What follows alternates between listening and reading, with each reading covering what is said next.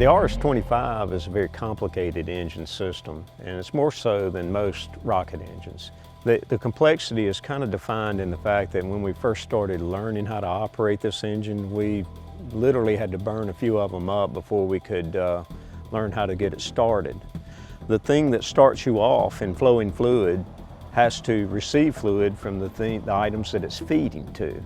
And the timeliness of how you crank something like that up is a very precarious environment. It took quite some time in the beginning of the SSME programs to learn how to do this. But it's still a very complicated engine that we have to be very careful with and how we make changes to the engine as we proceed into test.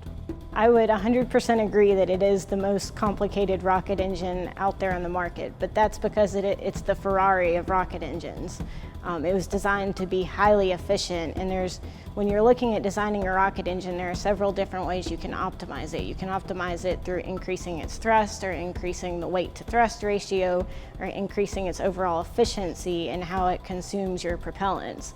With this engine, they maximized all three of those. So anytime you maximize a variety of categories, it increases the complexity greatly. So even though it's the most complex engine, it's also the most efficient engine that's currently in use.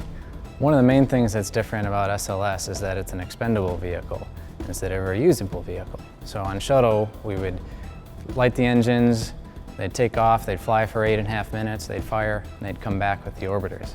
Well, for SLS, it doesn't have wings, so it's not coming back. So these are now expendable engines. One of the things that allows us to do is we actually run them at slightly higher thrust than we used to. It's a higher power level. It's a little harder on the engine. We're running it a little closer to red line, but it's safe, especially for short durations on a mission like SLS.